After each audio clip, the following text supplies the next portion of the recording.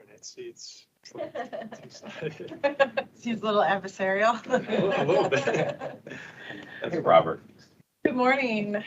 I'm Christina Sorrento. I'm the chief of the Intake and Regulatory Coordination Division, and this is the DRC meeting for Chevy Chase Lake Block A. This meeting is being recorded and live streamed. The lead reviewer is actually Saquon Gatlin, but Grace Bogdan is standing in for him today. Grace will go over any of the major issues that we should talk about, and then really we'll turn it over to the applicant for your meeting. Grace. So I'm just going to breeze through some of the what I see as like major agency comments, and then we'll land on planning. With DOT, there's actually, this is in unison with Katie's review. Dedications required on Laird and Lowborough. Is that how I say it? Loughborough. Okay. And DOT is requesting removal of the loading access point from Manor Road and to reduce driveway widths on both Manor and Laird, and to clean up the truck turning templates because right now they're not showing the truck can properly go in without crossing some sidewalks and hitting some walls. And then also DOT is requesting the removal of the lay-by on Laird, and we acknowledge that this is, in response to your previous communications with SHA and planning, and so further discussion on this point's going to be required. In fire, actually, Marie had no major comments, but there's some comments for cleanup and adding some information to the plans. Major comment from transportation from Katie's review is that to use the streetscape that's shown on Connecticut, what you guys need to work with SHA to provide a bike pedestrian light signal. You got it. At Laird. And that was based on previous conversations that you guys have had. And then in terms of planning, the SOJ looks like it was like a little out of date and needs to have some cleanups. It's showing. No, we have to update it. Okay. I won't discuss that further. And also it needs to be updated to discuss the sector plan recommended through block connection, which isn't being shown in this design. And we need to address that based on the sector plan.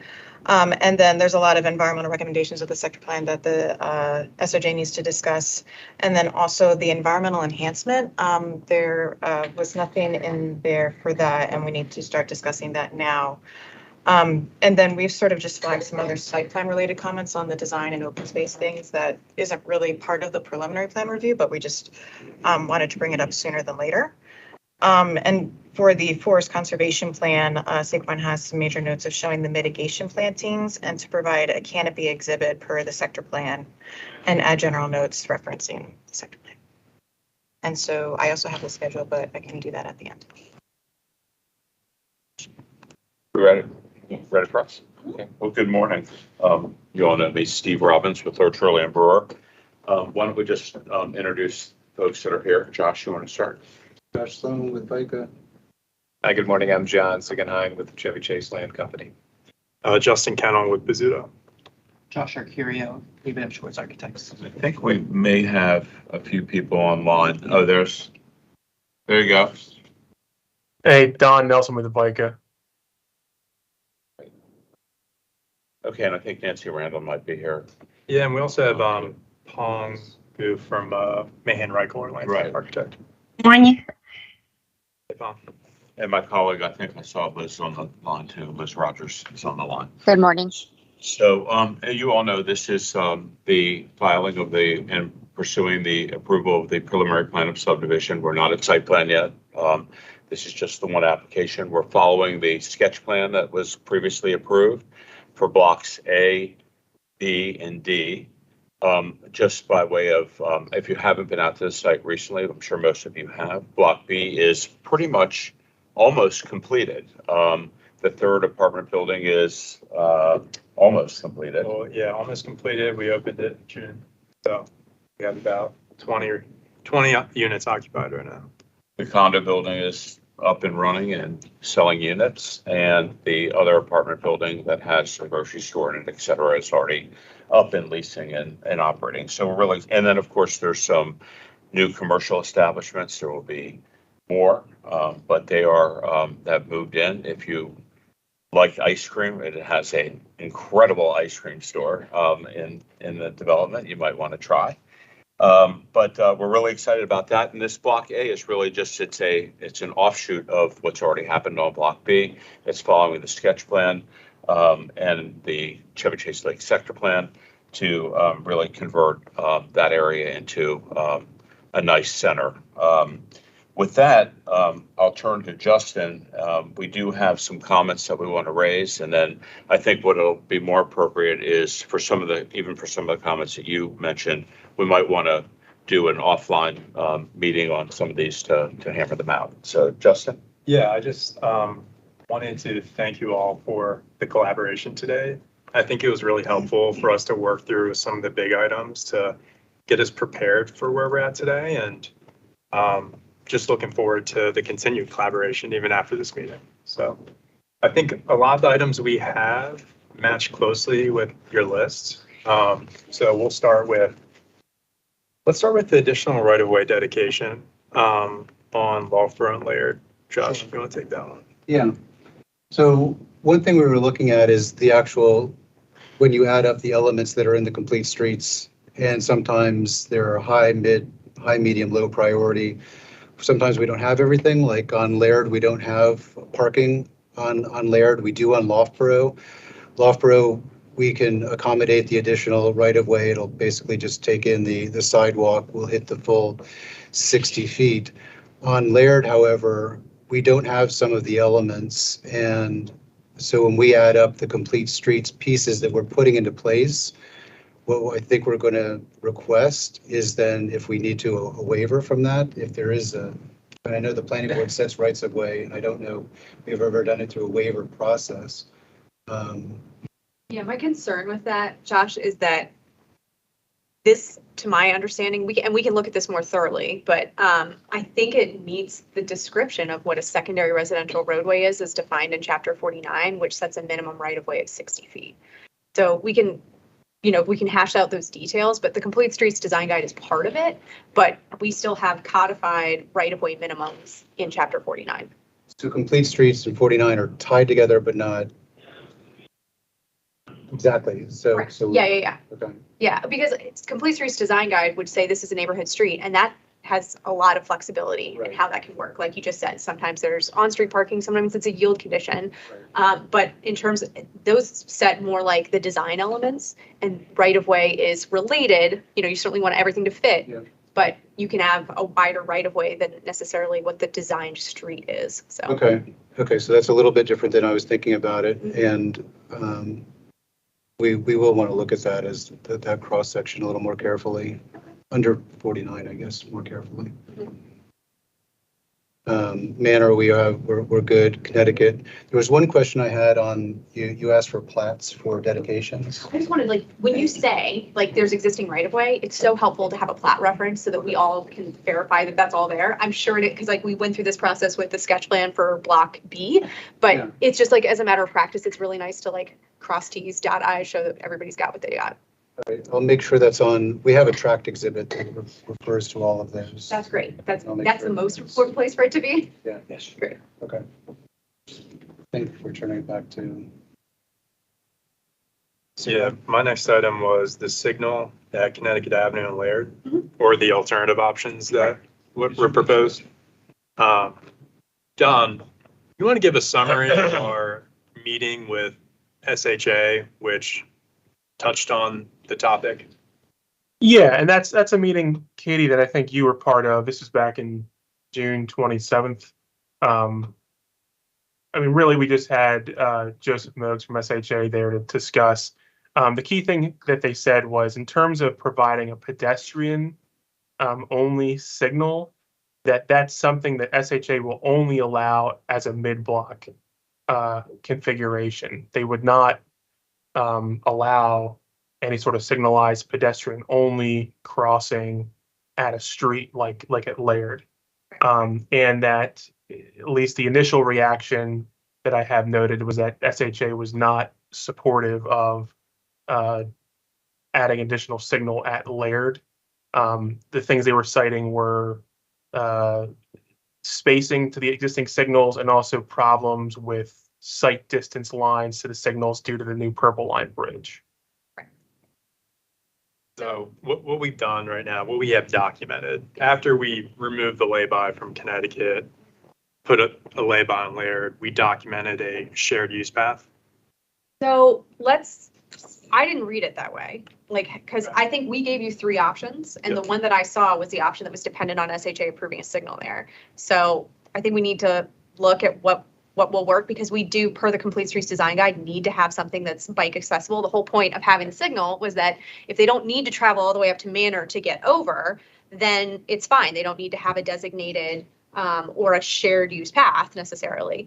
But I think what you guys were showing in terms of width wouldn't work as a shared use path. So Okay. that's why we gave you one where it was a shared facility and then one where it was separated bike lanes and a sidewalk. All right. Our intent from the follow-up was to have a shared bike and pedestrian pathway Okay. along Connecticut that would facilitate bikes and pedestrians and would be wide enough to facilitate that. All right.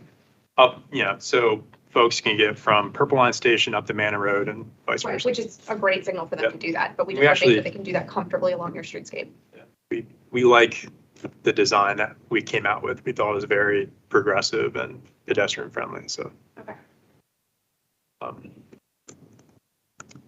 Next comment we had was on the open space requirement.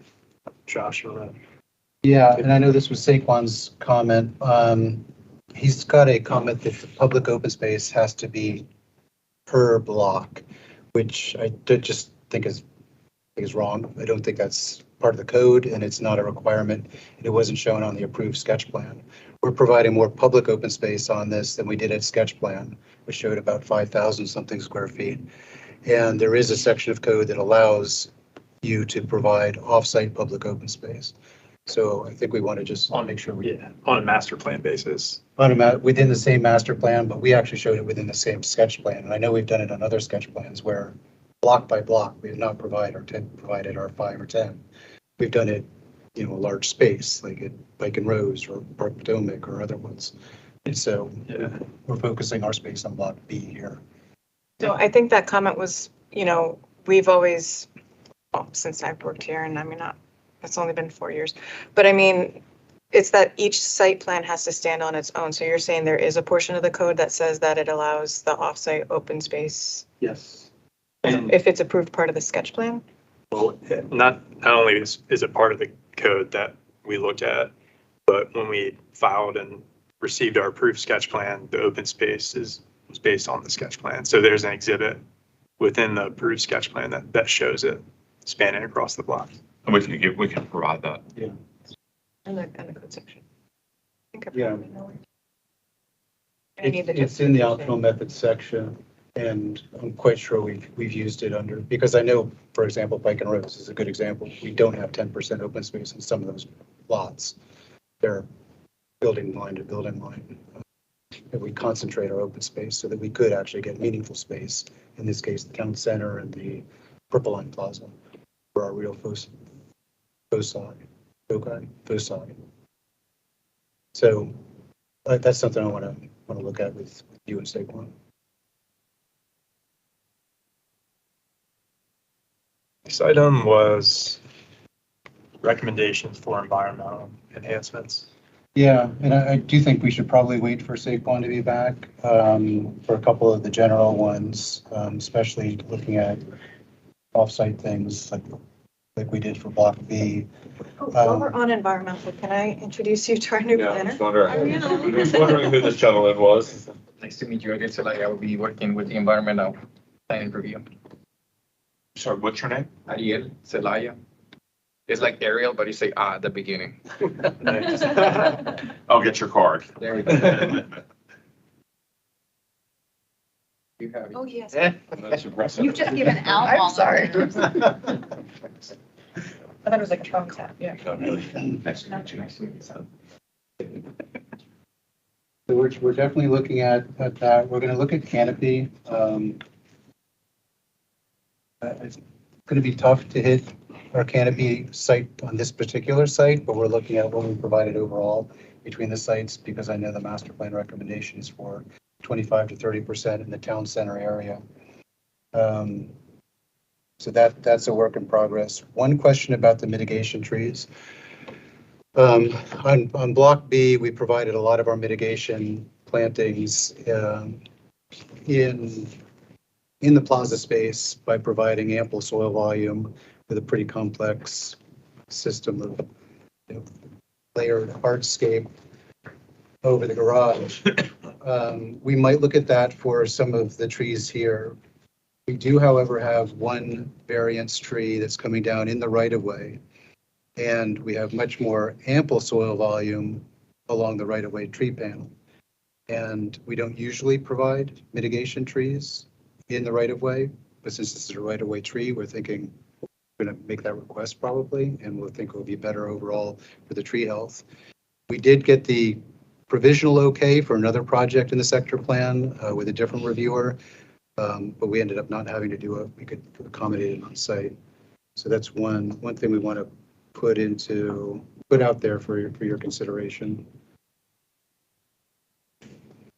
And that would be with the larger soil volume, or? Yeah, just because we can get larger uninterrupted soil volume, and we don't have any utilities running along. We have them all on the sidewalks, on Loughborough in particular, and that's where we'd like to really focus our plantings for the neighbors' comments.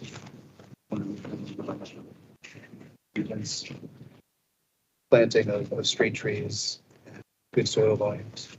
Yeah, we've really prioritized, Katie, as you know, the streetscape and the landscaping of Loughborough and trying to make that street as residential in character as we can. So.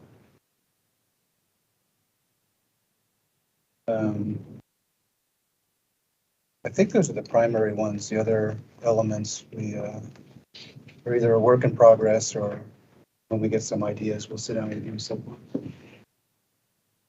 in order. Okay. Next, Don, I'm heading over to you. We had some comments related to truck turns across the site. Right, and sorry if I missed introductions, but was anybody from MCDOT in the room? Not mine. Okay, is that Brenda? Yeah, this is Brenda. Good morning. Okay, hey, so on the truck turn, I just wanted to make sure I understand the comments fully.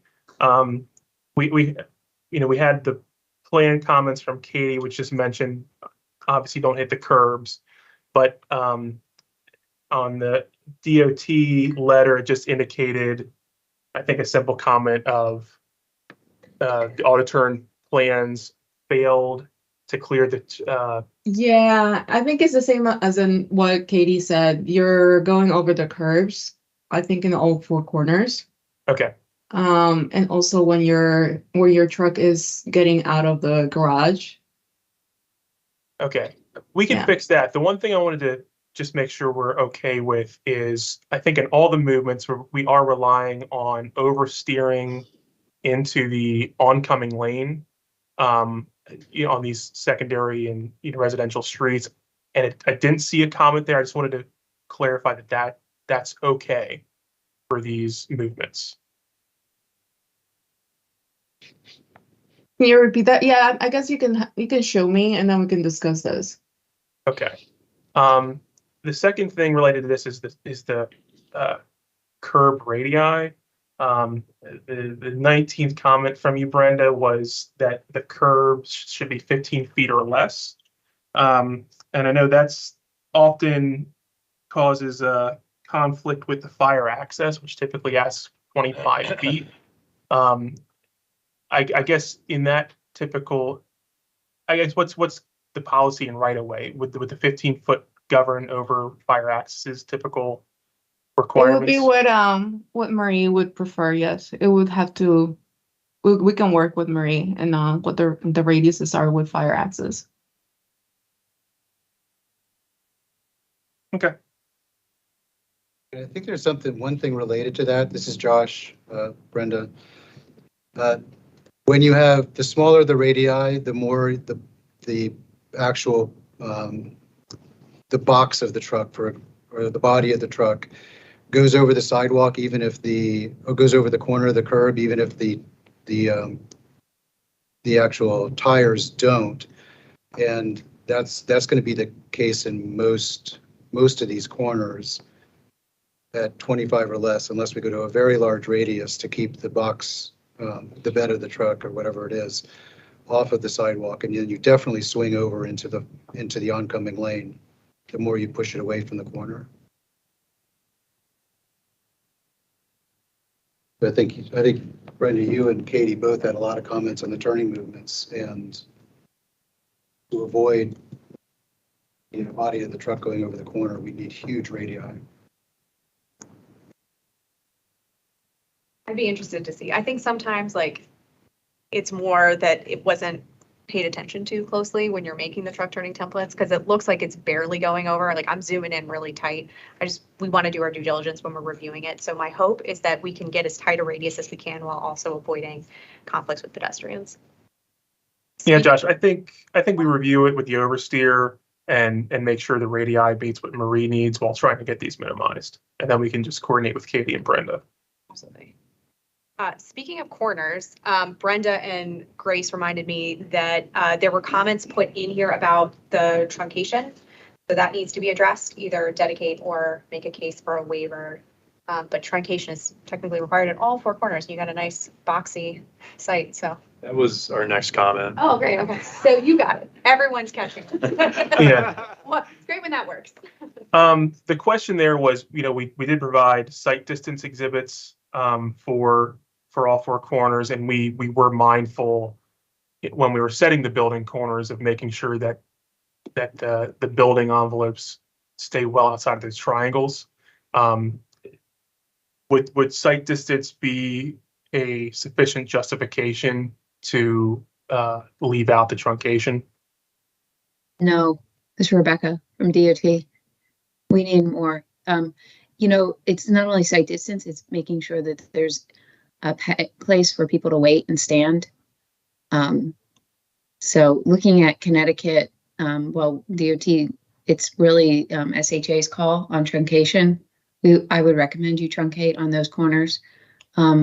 Laird, the other side of the street, log, whatever that place is, there's a little bit more room there, but still we would want truncation. Something we don't typically hear in urban environments anymore. We haven't gotten the truncation. Yes, but it I pushed back on that a little bit. We have been most recently with some properties on Wisconsin Avenue. We've been getting not complete, but not the complete 25 feet, but we have been getting truncation. Josh, what do we do across the street? that's old. It's too old to look at.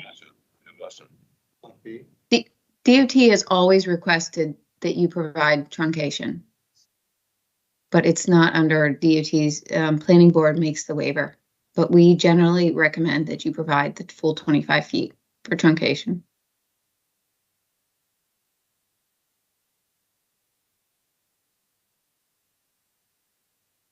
We'll provide a justification or a partial. Yeah. I guess a partial would have a justification too. Right, exactly. Yeah. So I would just address that both in your statement of justification, make it clear in your preliminary plan. And I recommend coordinating with DOT especially. Make sure that try to get to some consensus. We can bring SHA to the table as well.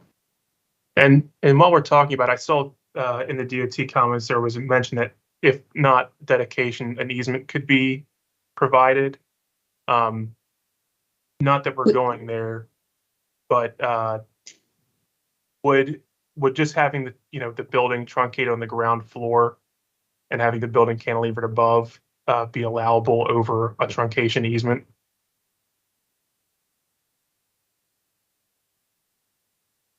We can take a look at that. We can consider it. Thank you.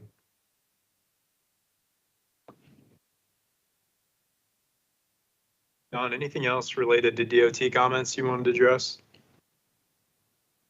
I can follow up with Brenda and Rebecca, but I saw a note that they said they didn't receive the storm drain study, but it was included in the E-plan submission. Just wanted to make sure if you didn't have it, I can get you a copy. Yeah, could you send that to me, please? Yeah.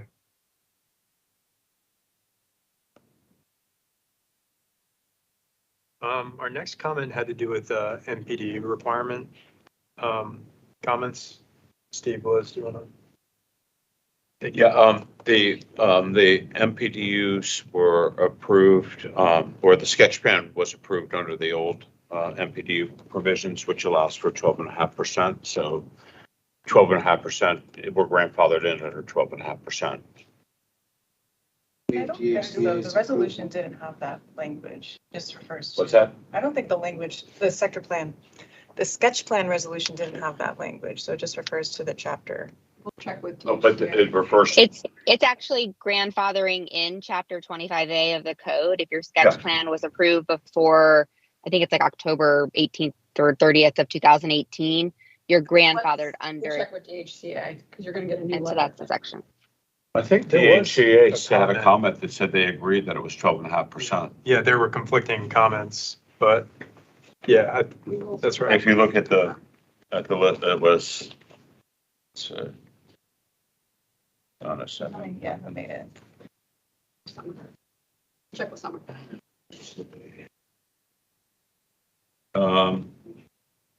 The comment was made by Maggie. She Yeah, it agreed. was. Comment number 28. Hi, this is Maggie from DHCA. I'm on today. So is my coworker Adrian, who's new to our department. We've been sort of training him to make these comments in E-Plan. So I think maybe the conflicting comment came between the two of us switching this project over from one to the other. I haven't looked at since I switched it over to him. He made the most recent comments, but I can double check and confirm if it's the 12.5 or 15%. Thanks, Maggie, for following up. Mm-hmm. Okay. The next one has to do with the removal of the internal loading dock close to Manor. This was a decision that we made because we have commercial space on the ground floor, expanding from Laird to Manor. So to properly service trash, miscellaneous deliveries, we really need some type of loading dock on that plan right side of the building. At the same time, the reason why we designed it internal is so that it doesn't spill out onto Manor Road. We wanted to be conscious about, trucks backing up and pulling up into Manor Road. And we thought if we could manage it internally and we checked the radiuses, it would be a better solution for the streets. But that was our reasoning behind it, but it's really necessary, not only for retail, but we have residences above too, and there's trash chutes that come down, and residents really need 2 trash rooms given the span of the site. So that's the reason for the loading dock there. And we can provide additional commentary on that. I know that comment actually originated from DOT, and I think the concern was about the distance. Brenda, was it the distance from Lower or from the intersection? I'm sorry, can you repeat that? Brenda, your original concern with the loading being placed on Manor Road, was it more about where the driveway entrance is in relevance to Loft? Well, they are backing up into Manor Road, so we don't want to see that movement. I thought we provided turning movements for that internal space too, that all the backing and turn happens internal to the building. We're not backing off of Manor Road or into Manor Road. So That's not what we saw. And then that's also very close to the intersection, without moving backwards. So our preference would be for the loading to come from Laird Place versus Manor Road, and just keeping that as just a garage entry. I think if we provide the turning movements, looking at it, I don't think we provided truck turning movements for the internal loading dock. I think if we provide the internal loading dock movements that show that there's no vehicle backing out on Manor Road, they're entering the garage, turning around in the garage, and then leaving, head out. Would that be helpful? We can discuss it, but I will have to look at it. I know we were also mindful about the placement in terms of where the intersection is, which is why it's offset, in the block closer to Loughborough, which is in line with one of the existing driveways that's out there and is also used for, similar loading and trash. Okay.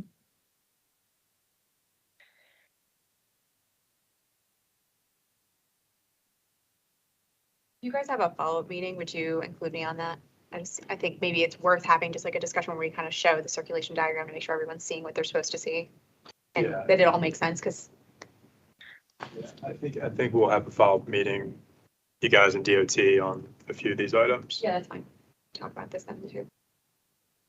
And just so I'm clear on the additional right-of-way dedication, what's next steps there, Josh? I want to look at the cross-section in chapter 49. If you have trouble finding it, let me know. I'm happy to, or I'll just send you an email after this. You were gonna take a look at that too, Katie?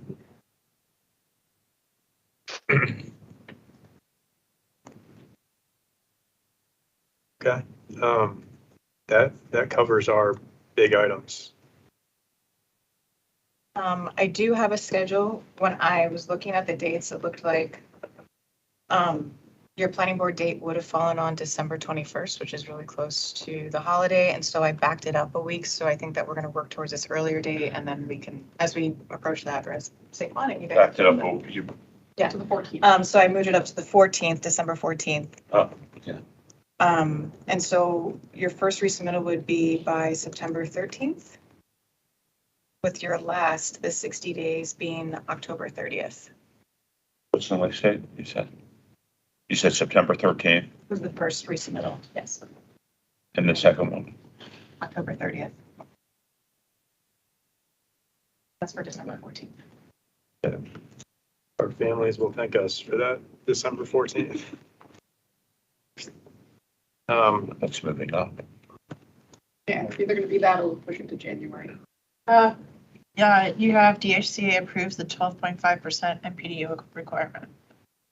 So, I just checked, and the turning movements for the internal loading dock are on sheets 4 and 5. And they show how we're backing in and then pulling out straight from that space. How we're backing internally, pulling out forward.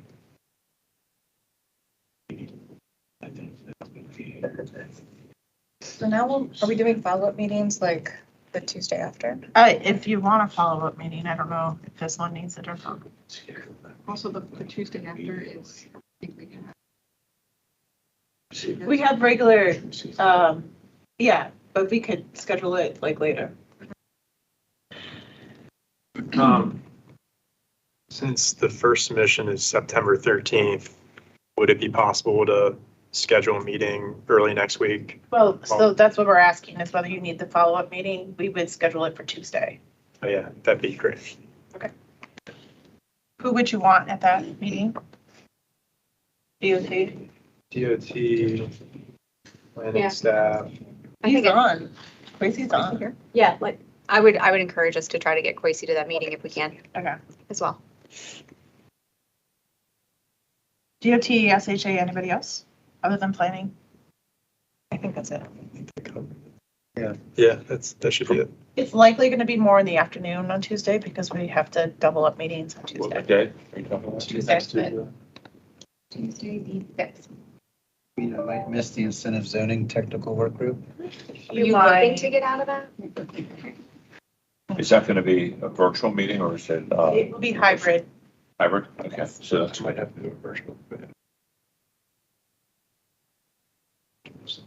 I will just throw in my 2 cents. I see the offsite section in here, and yes, you can do offsite, but it needs to kind of be part of the application. So it can't be like, oh, we're doing it down the road offsite. So you I need think to, your almost SOJ just already needs to done. be beefed up to refer to it. right.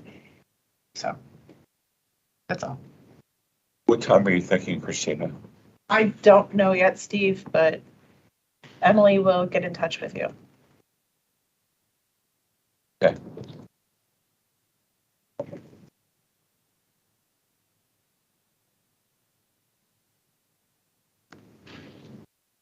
lot of working groups. That's the transportation working group too. There's a lot that day because Yeah. because everything got pushed for Monday, you know.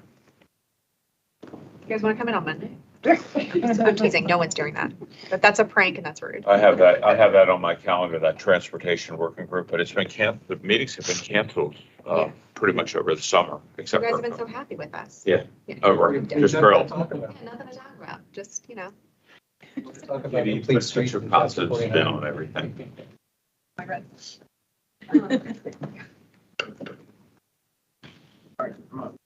Back off that afternoon for us. Yeah. Hopefully we'll send something out today. Cool.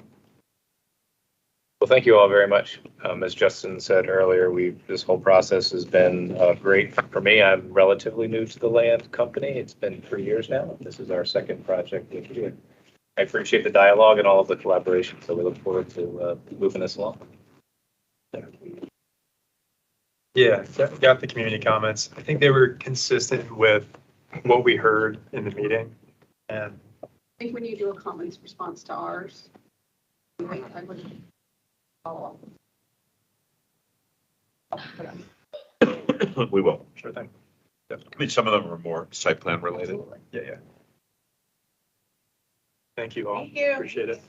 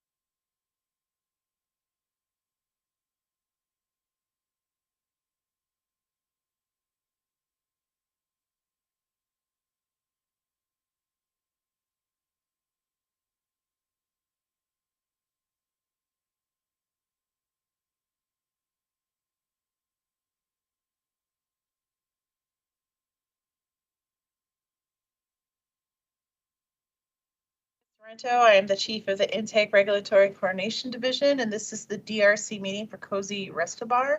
The lead reviewer is Grace Bogdan. And this purpose of this meeting is really for the applicant to ask any questions that you might have based upon the comments you received. Grace will highlight some of the major issues we should talk about, and then we'll turn it over to the applicant. This meeting is being live streamed and recorded. Go ahead, Grace. Good morning. So I'm going to go through our major comments first with planning. I think the biggest comment that we have is that the drawings need to be improved. Right now, we're not really seeing where the door entrances to the ground are, where the building footprint is. And so on the plan sheet that's shown on the screen, this smaller drawing needs to be the larger drawing and more detail needs to be shown on the ground. And a lot of our comments are really getting to that main point. Also, there's inconsistency in the statement of justification and the plans on the proposed one-story building addition. And also, I think the SOJ needs to be reworked to describe exactly what's going on. I think there's some confusion as to whether there is a one-story building addition in the rear or if you're proposing a one-story addition as a second floor. And so really explaining in the SOJ what's going on and the purpose for the addition would be helpful. And that really flows into one of the main comments from Marie from Fire and Rescue is whether this addition is going to be used as a second use or is it going to be an addition to one use for the entire building. And with that, the door entrance to the alley, if that's a secondary entrance or if that's going to be an entrance to a new use. So clarification in the SOJ, and there's several comments in the fire access, and the fire access needs to be created by a licensed professional and sealed and approved prior to the planning board consideration of this.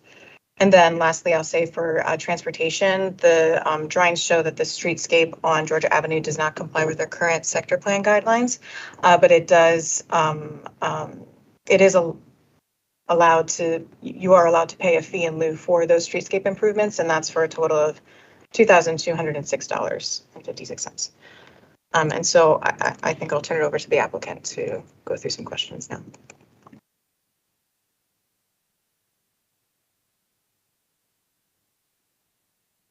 Chitty? Yes, good morning. Thank you so much for that feedback. I mean, this is very detailed. I think we know what we need to do to get this to where it needs to be. As far as the SOJ goes, because I noticed in Marie's comment, I think it was listed as number 29. I can see where that confusion about, yeah, she seems to think this is a separate occupancy and this is really just one. So wherever that discrepancy is coming from, we'll just have to, if it's the SOJ or maybe, I don't know, wherever the description, to amend that to show that this is basically, we're adding to the existing footprint. There's a one-story addition without putting anything on top on the second level, just on the same level, extending the footprint all the way to the back minus a 4-foot setback from the alley. That's basically what we're doing. So it's not a separate occupancy, and I hope that would clarify. And you know, most of these comments from Marie LeBeau will probably just drop off as a function of that, because this is, like I said, it's not an addition. And what was the other notes that we had? Yeah, for Pepco, I'm not sure exactly what Francis is asking us to do, because we're not proposing any new, is the existing one. So I'm not sure how to even address his comments. Can you say that again? I'm sorry. I think you cut out there for a second. Oh, sorry. I said reference number 19, the comment from Pepco.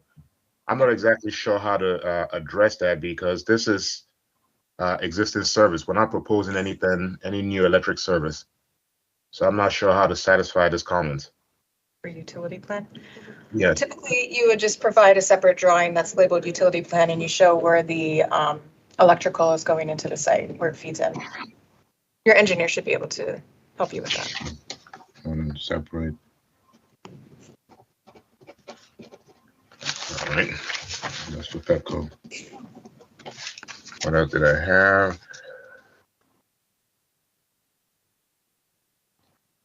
Yeah, transportation number 24.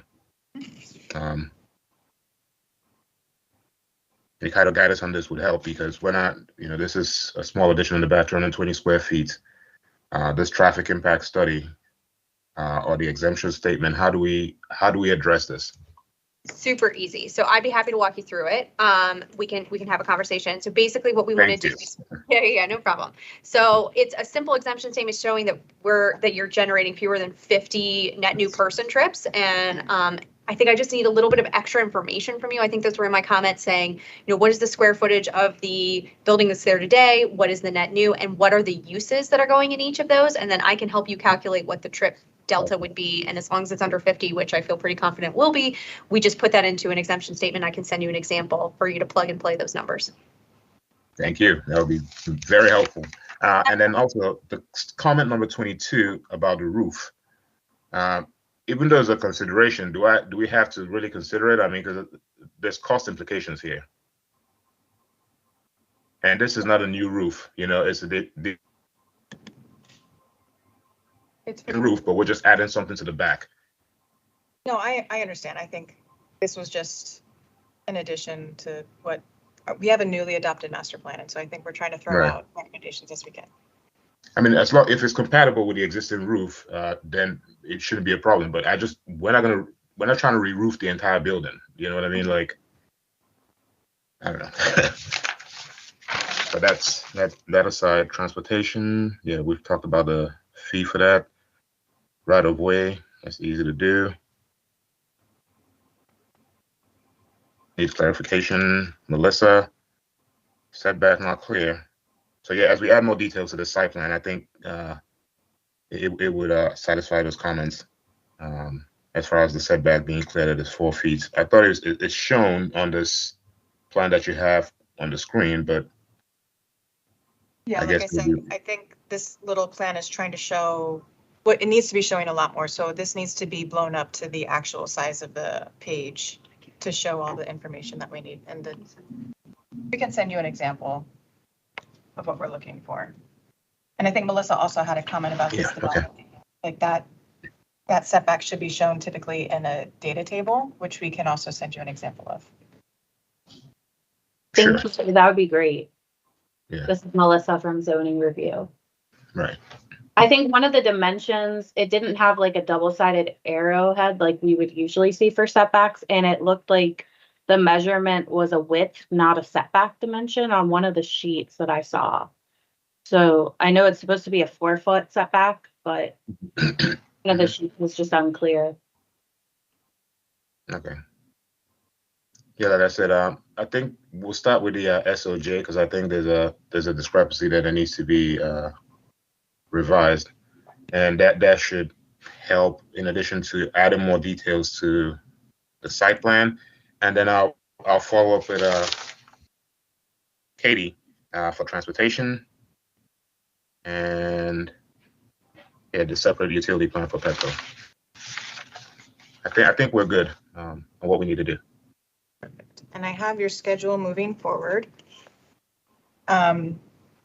When I looked at the dates, it did look like based on our schedule that it would be going to the planning board the week before the Christmas holiday or the week of the Christmas holiday. And so I've backed it up to December 14th for planning board consideration.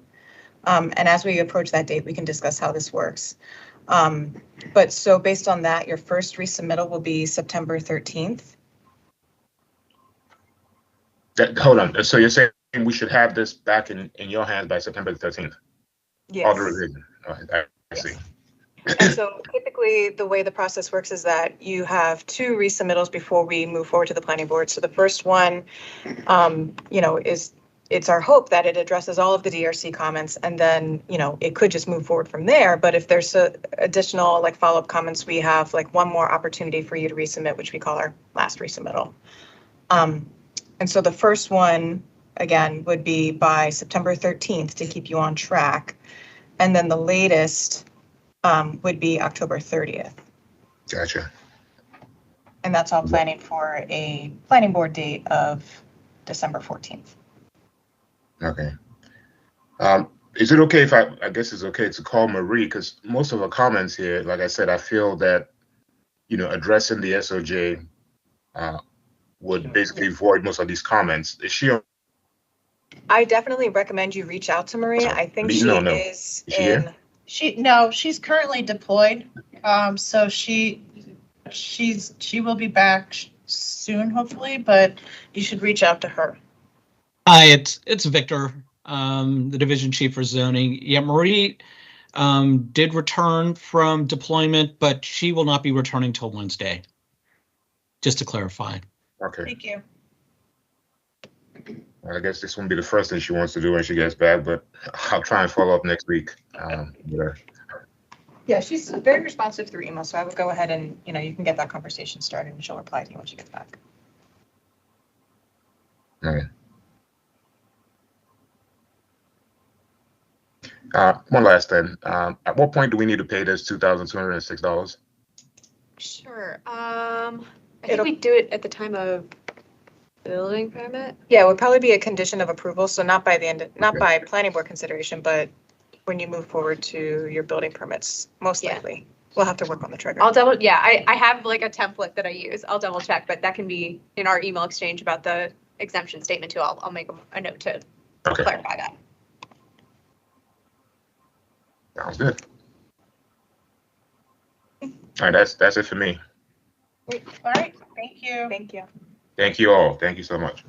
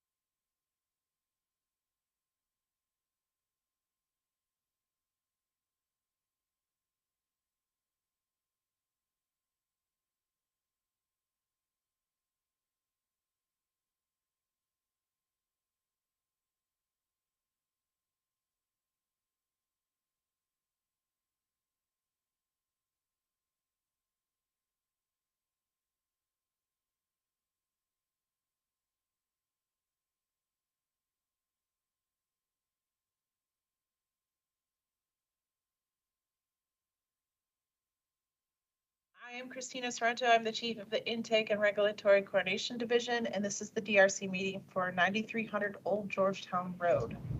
Your lead reviewer is Saquon Gatlin, but he is not here right now, so Grace Bogdan is stepping in. The purpose of this meeting is for you to ask any questions you might have based upon the comments you received. I will ask Grace to highlight any of the major issues we should talk about and then turn it over to the applicant. This meeting is being recorded and live streamed. Go ahead, Grace. Thank you. Good morning. So this is a concept plan. And so what I'm going to do is I'm going to go through some of the major comments that we have. And then based on our discussion after this, we're going to create a memo basically similar to the comments that we had, but anything additional that comes into this meeting, we'll put in that memo and send to you within the next week or so. And so I'm going to start with some transportation comments. And the first of which is that dedication is necessary along Old Georgetown Road. It has a master plan width of 130, and right now the plan is only showing 100. So that will be required at the time of preliminary plan. And also frontage improvements will need to be shown that match the Diener School, which is the property just to the north of you. And that does include a shared use path. Also, we need to ensure adequate driveway grade. We do see that there is some topography on the site, and so I believe there are comments in E-plans as to the maximum slope allowed. And also, right now, the plans are showing a 35-foot driveway entrance onto Old Georgetown Road. We'd like to reduce that driveway entrance as much as possible. I see that SHA had a comment in there recommending a maximum 30-foot connection, but we'd like to get it as close to 20 feet as possible, or whatever is allowed for fire access. And we also need you to clarify whether this driveway is intended to be public or private, a public or private street. For fire, there were a couple comments in the plans from Marie, and that is to clarify access to each unit. Right now, driveways are not being shown on these plans, and that is actually a universal comment. And please work with Marie to create the fire access plan, which will be required in your future submittal. For planning, we're requesting that you explore alternative layouts to save forested areas. It is a recommendation of the master plan to save existing forest where possible. We understand that this is a really tight site, so we are looking for you to be inventive. Also, in your future submission, we need a development table for each of the lots showing how they conform to the setbacks for the zoning, the R60 zoning. And also, we are recommending that turnaround that is currently shown on the plan to be enhanced to show a full turnaround, which is being requested by Fire Access and DOT. And we did have a drawing sketched out by Paul Mortensen in the director's office, and that sketch, it has been uploaded into the supporting documents folder, showing how a full turnaround could work and show your driveways off of that in an aesthetically pleasing way. And then lastly, for environmental, an NRI or a simplified NRI and exemption is required at the time of preliminary plan application. If no exemption is applicable for this site, a forest conservation plan will be required at that time. And so those are all the major comments that we have now, and I'm going to turn it over to you for further discussion.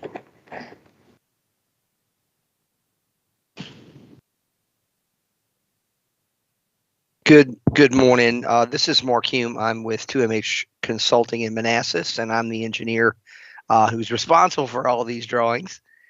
I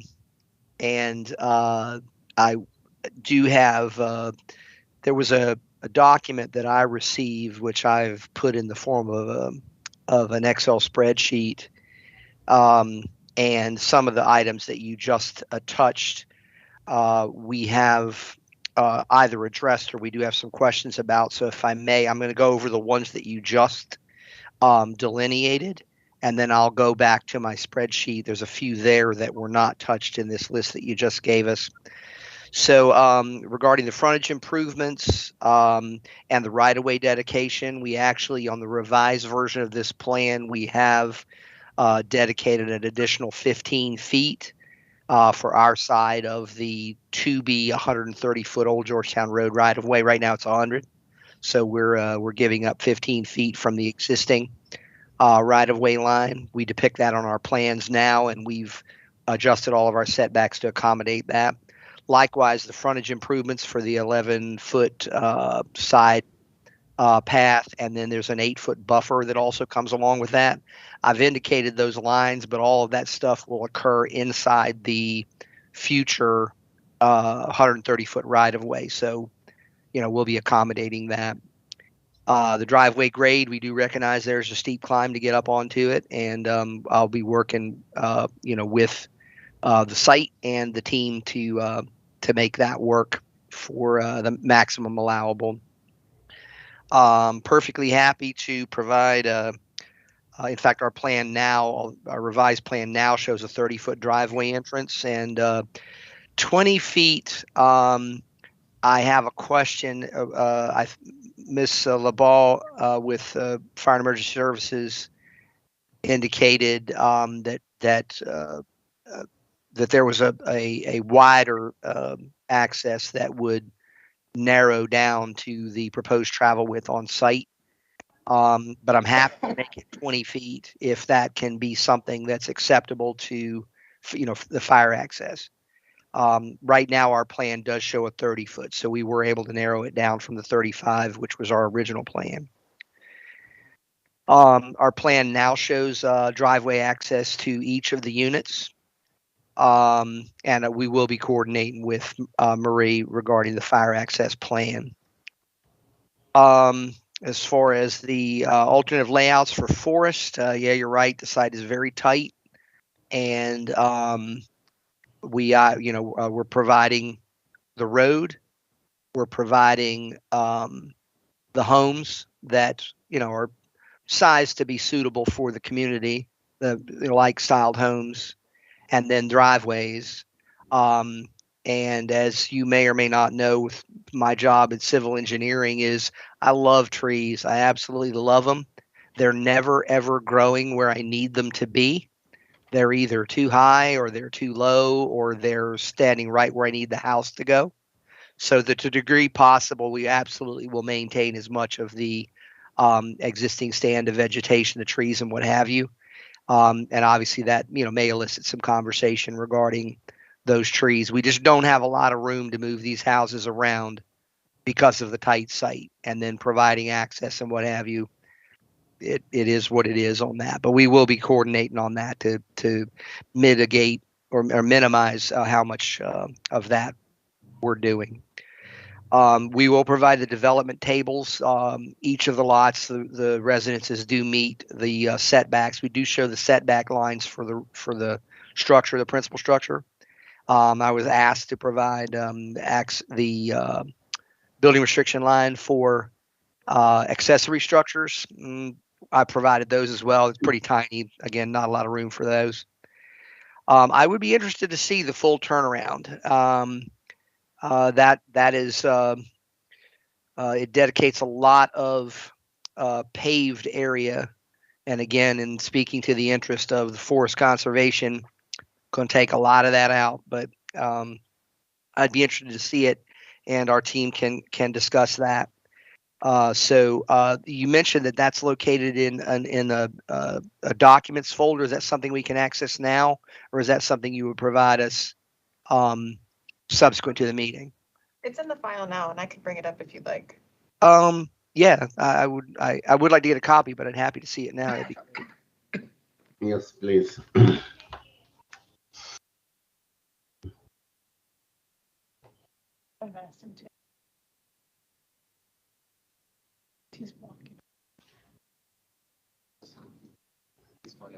So basically, as you can see, it kept the houses generally where they were, and added driveway widths off, and sort of just boxed out the area where you had the individual route. Okay. So how does that turnaround space affect setbacks? Minimum setbacks are 25 feet on the front. Mm-hmm. So this is just a drawing. I mean, we haven't done the measurements for the setbacks, but that's something, we're asking you to look into this or something similar to this to see if it's feasible. Yeah, where these full turnarounds, and I understand that. I can tell you right now that the setbacks would take the homes on both lots if we were to provide the setbacks from that. If it were, but I understand that. I will discuss that offline. That's perfectly fine. I mean, I like it. if we could put the houses like that, that'd be great. And then also we acknowledge that if there's an exemption available to us, we probably are going to pursue that for the try to pursue the exemption. Otherwise, we do recognize there's an NRI FSD that we'll have to provide for the site, and the team we have discussed that previously. Thank you for sharing that. I'm going to call up my list of comments. He says confidently. All right, I'm going to have to minimize that guy and that guy. Oops, there it is. Bear with me 1 second, please.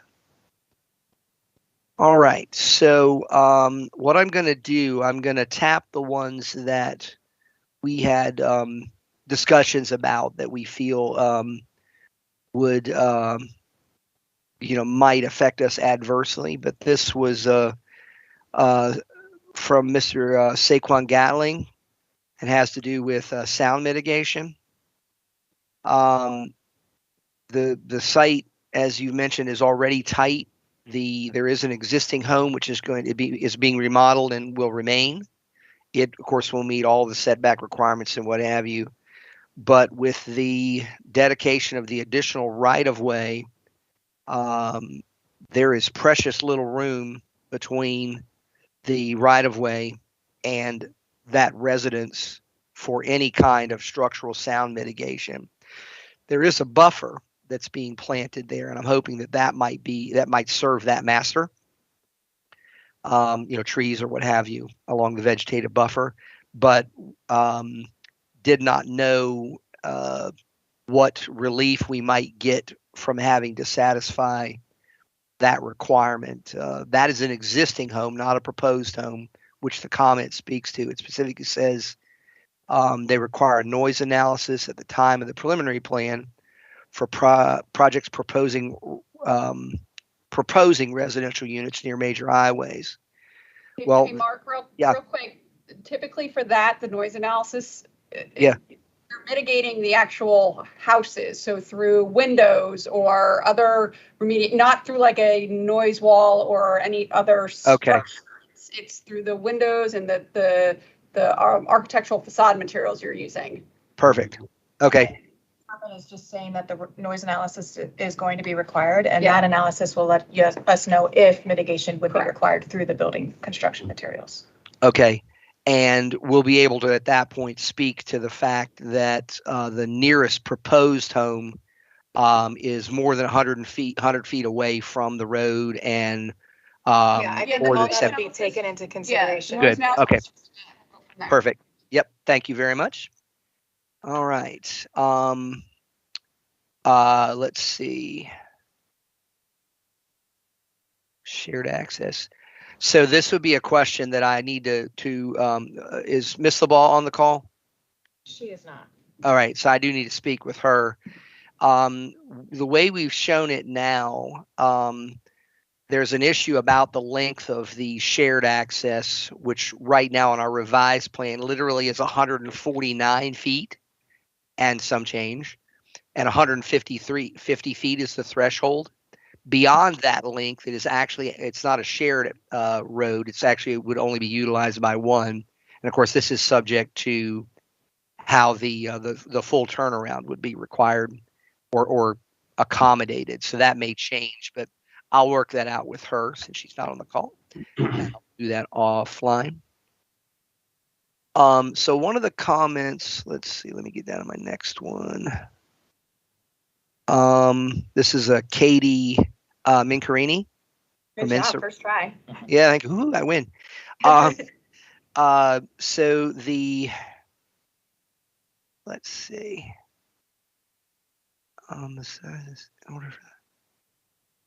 Yeah, so there was the comment regarding it is proposed to be a private street. That was one of the questions that was raised. Yeah. It is intended to be a private street. There's also the further comment that says that the private streets need to meet public street standards because of the potential for them to be dedicated. They would, of course, need to meet that if that were ever to occur. So we've got a couple of things. The roads that we've looked at have sidewalks on both sides, which are unnecessary. This particular project proposes to load the street from one side only, and then the away side from those driveway accesses would be at some significant grade difference between the property to the south. It's a medical office facility there. So there really isn't any need for sidewalk on that side. So we've removed it and narrowed the right of way in that fashion. So what I would recommend, I think you're making a good case. I think we are open to the idea of having a buffered sidewalk on one side of the street, you know, on the houses side. Yeah. I would show that on your revised plans and then address that in your statement of justification. Perfect. Okay. That's outstanding. And yeah, I know this is a concept plan, so I just mean like with a future submission, that's what I would. Perfect. Yes, ma'am. Okay. Thank you. I appreciate that. Yeah. Let's see my next one, neighborhood residential streets. That's a sidewalk question. MC DOT does not, they don't like dead end streets. There's no potential for interparcel connection on this project for any street that we would put no matter what. Again, there's a grade break of some 8 to 10 feet to property to the south. That property is higher. And there is a similarly styled grade break to the school property to the north. And that is on the side where the houses are located, and there are setbacks that would basically take, and then that's onto a private property. That's not onto a public street. So we're not sure we're going to be able to meet that. Yeah, here's what I would recommend. So we do have the general plan, which promotes a grid of streets. That's somewhat where this is coming from. We also have chapter 49, which says that all of our streets need to connect to other streets. What I would do is, I think you set up a really thoughtful argument. I would have put that in your statement of justification. I would also coordinate with, I think Billy Whalen is the staff member on MCDOT talking about this. I know that in some cases we allow for some other sort of roadway turnaround that's an appropriate terminus. It would, again, I know you're indicating that this would be a private street, and I think MCDOT would support you on that, but we do want it, you know, as you said, designed to public standard. So I think there are opportunities for that, but I would definitely address the interparcel connectivity. I would reach out to the adjacent party and also include some correspondence in south. Yeah, to the no, not to the north, not to the school, but to the office park to the south. And if there's not any interest in a connection, that would be helpful for saying that that's been, explored to the fullest extent. Right, we will do that. The limiting factor, regardless of their willingness to do that, will be the grade that would need to be overcome. If you think the front slope is steep, the slope from our property to the adjacent property at any point along that shared right of way it's like I said, it would be very steep. Right now we're greater than 20%, which I'm confident is would not be acceptable. But I will pursue that, and I can put that in my statement of justification. And I will speak to Mr. Wayland about that, and we'll get our heads together and come to a logical resolution on that. So the next comment, again, this is another as part of Saquon's comments. Explore the invitation to turnaround cul-de-sac. We've discussed that previously, and I will be looking into how we can get that done. The cul-de-sac just is so demanding of space. It cuts the parcel in two. The cul-de-sac where we would need to put it in order to even entertain creation of lots 2 and 3, cuts the property in half, and it's all pavement and decidedly unattractive, but very impractical. And I'm not sure we can get the houses that meet the rest of the the residential nature. Other houses in the community have a certain appearance and what have you. That will be something that we do need to discuss, but I'm not sure we can accommodate that. Furthermore, the one of the comments that we received indicated that if the speed limit on Old Georgetown Road was greater than 35 miles per hour, a turnaround is not required on site. And as it turns out, the speed limit is 35 miles an hour. So that's the upper limit for not requiring a turnaround. So we're going to hopefully exercise that as kind of a controlling Yeah, factor. I would defer to MCDOT on that. I think that, this has become kind of a common comment that we have on administrative subdivisions that look similar to this, whether they're on residential roadways or otherwise. If you have that code reference, I would share it, but you've got to get MCDOT to agree to. Oh yeah, no, I got it. No, they provided it. They provided it to me, so I will cite chapter and verse. All right, that'd be great.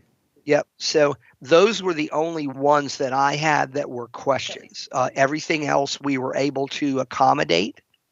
Just need to manifest the change in the plans. However, I know there are other team members on this call. Monique Sifoko and Leo Membrini. They're both with SETM USA. And they are the owners, developers of this property. And also Anwar Maharme, who is my partner on this project. He is an engineer type as well. Don't hold that against him. And I don't know if any of those would like to comment, and I will get out of the way. I would like to interject for a second. Mark Etheridge is raising his hand. Go ahead, Mark. Yes. Hey, Mark. Yes. Hey, Mark. Yeah.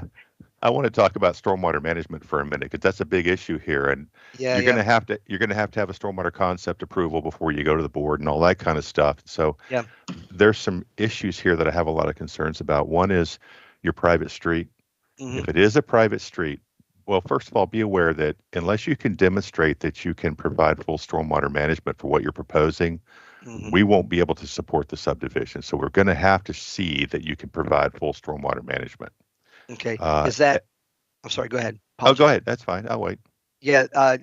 So I have viewed this site as solving a stormwater management question for individual on-site stormwater management. Is that something that the county entertains, or is that falling from grace? The individual lots will have to have some indication that it's likely that they can provide stormwater management, but I'm mainly concerned about the private street. I don't see any room in there to provide stormwater management. And even if you do provide stormwater management for the private street, from a maintenance standpoint, that's going to force the issue of consideration of an HOA to maintain that. Right? Yeah. You could provide control on an adjacent parcel, but you can't put it on an adjacent private lot. So that's going to be difficult. I just don't know. I don't see what you're going to do there.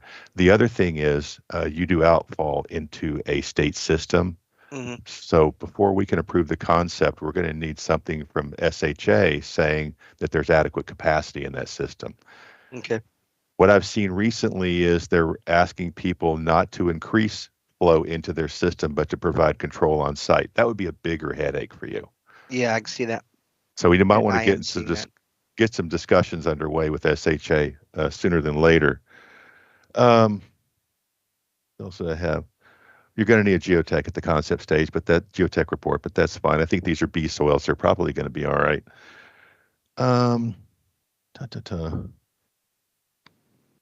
SHA. Yeah, if this was a public street, and I understand it's not, then it would be a little different because you wouldn't need to have an HOA, but you'd still have a hard time providing that control. I think that's going to be a big issue for you. I'm happy to discuss it offline if you ever want to put some sketches together and get in touch with me or my group. That's fine. Yeah, that's fine. Mark, what's your last name? Etheridge, ETHERIDGE. And just so you know, I manage the water resources section for DPS. All right. And I put his email address in the change marks. Good. Comment number 50, you should have his name and address. Email. All right. Perfect. Okay. All right. Thanks, Yeah, guys. Mark, thank you very much. That I wasn't viewing the street as a separate entity vis-a-vis stormwater management. I see now that, that is an issue.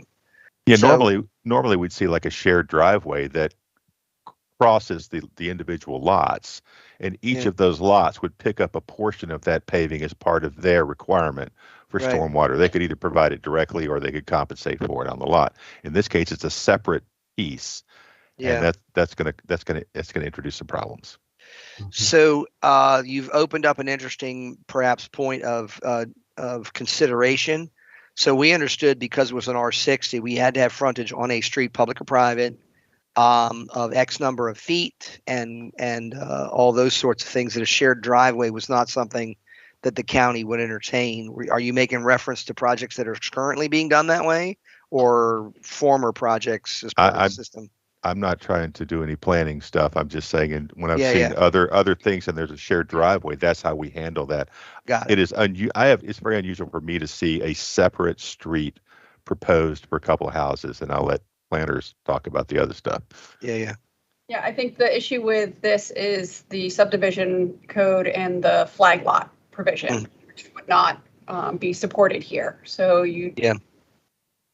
No, so I think you have to provide either a public or private road. Okay, yeah, I think we opened, and thanks, Mark. I appreciate that, and I appreciate that clarification. I hate to say that I might revisit this, but I might revisit this with you just to further lock down that we can't do it as flag lots, because ideally that's what we would have preferred to have done. Works better for us if that's the case. Just gives us some more flexibility for the houses. However, I think the concern I do not think you'll meet the provisions for the flag lots with 3 homes. Mm-hmm. Maybe if you only had 1 new home, you could meet the dimensional requirements, but even then, I'm just not sure if that's something that planning would support. Okay. All right. Well, I appreciate all that. I'm certain that our team will have a conversation about that. But if I may, are there any other staff comments that I can address at this point? I'm stepping on everybody's toes right now because I was about to hand it off to my team. We're kind of wrapping up at this point, just so you know, we're actually over time.